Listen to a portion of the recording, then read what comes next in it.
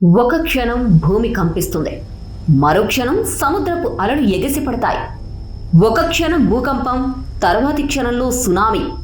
ఇది చరిత్రలో ఎక్కువసార్లు జరిగిన ప్రకృతి ఘోరం. సముద్రపు అలలు శాంతంగా ఉన్నట్టు అనిపిస్తాయి, కానీ వాటి అంతర్లీన లోకంలో ఊగిసలాడే అలల తాకిడి ఎవరికీ కనిపించదు. ఒక చిన్న కంపనం ఒక క్షణంలో నేలను చీల్చిపారేస్తుంది. ఆ సమయంలో అలలు ఒక్కసారిగా ఎగిసిపడవచ్చు. సముద్రం ఎప్పటికీ మనిషిని ప్రశ్నించదు, క్షమించదు కూడా. అటు భూమి కూడా అంతే. దీనికి మియన్మార్ బ్యాంకాక్ నేలపై జరిగిన ప్రకృతి నరమేధమే ప్రత్యక్ష ఉదాహరణ. శక్తివంతమైన 7.7 తీవ్రతతో భూకంపం, ఆ వెంటనే 6.4 తీవ్రతతో మరో భూకంపంతో ఎంతో మంది ప్రాణాలు కోల్పోయారు. ఇంకా ఎన్ని శరీరాలు మట్టిలో కలుస్తాయో ఎవరికీ తెలియదు. కానీ అసలైన ప్రశ్న మాత్రం ఇప్పుడే మొదలైంది. భూకంపం తర్వాత సునామీ కూడా రానుందా? అసలు భూకంపం వచ్చిన ప్రతిసారి సునామీ గురించి చర్చ ఎందుకు జరుగుతుంది? ఈ రెండిటికి లింక్ ఏంటి? సునామీ అంటే సాధారణంగా మనకు కళ్ళ ముందు భీకర అలలు కనిపిస్తాయి. పెద్ద పెద్ద నీటి గోడలుగా తీరాన్ని దాటే దృశ్యాలు గుర్తొస్తాయి. కానీ నిజానికి అది చివరి దశ మాత్రమే. అసలు సునామీ సముద్రం మధ్యలో మొదలవుతుంది. సాధారణంగా భూకంపాలు, అగ్నిపర్వత విస్ఫోటనాలు లేదా సముద్రపు అడుగున జరిగే నేల మార్పులు కారణంగా సునామీలు పుట్టుకొస్తాయి. అనేక భారీ అలలు ఒకదానిపైన ఒకటి వచ్చేస్తాయి. ఈ అలలు సముద్రంలో చిన్నగా ప్రారంభమై తీరానికి చేరుకునే సమయంలో అత్యంత ఎత్తుగా, వేగంగా మారతాయి. సునామీ అంటే గాలి వల్ల వచ్చే అలలు కాదని గుర్తుంచుకోవాలి. ఇది నీటి ఉపరితలం కదలిక కాదు, సముద్రపు అడుగున జరిగే పెద్ద మార్పు వల్ల మొత్తం నీటి శరీరమే కదిలే పరిణామం.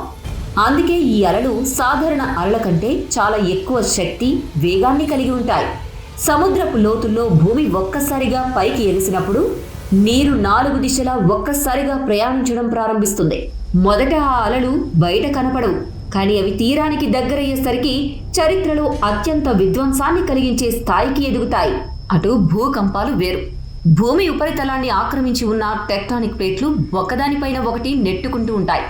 ఆ ఒత్తిడి ఓ దశలో తట్టుకోలేకపోతే అవి ఒక్కసారిగా విడిపోతాయి. ఆ ఒక్క క్షణంలో భారీ ఎనర్జీ విడుదలవుతుంది. అదే భూకంపానికి కారణమవుతుంది. ఈ ప్రక్రియ నేల మీద జరిగితే భవనాలు కూలిపోతాయి. అదే సముద్రపు అడుగున జరిగితే మరింత ఘోరం.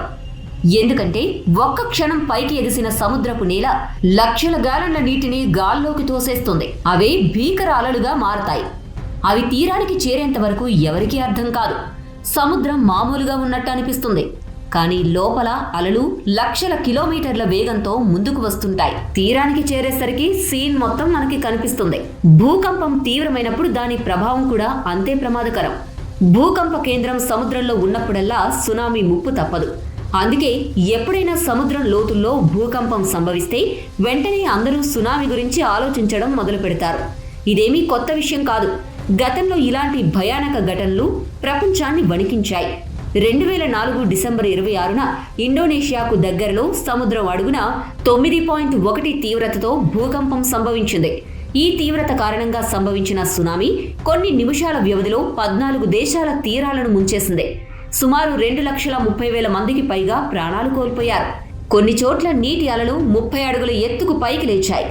ఇక 2011లో జపాన్ తీరంలో 9.1 తీవ్రతతో భూకంపం సంభవించింది. ఆ సమయంలో తీరానికి తాకిన సునామీ అలలు జపాన్ అణుబాంబు కంటే శక్తివంతంగా దాడి చేశాయి.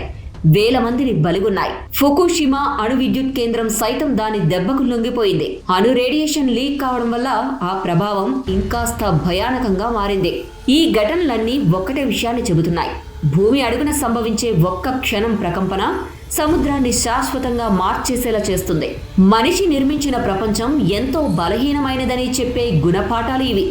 సైన్స్ ఎంత అభివృద్ధి చెందినా ప్రకృతి ముందు అంతా చిన్నవాళ్లే.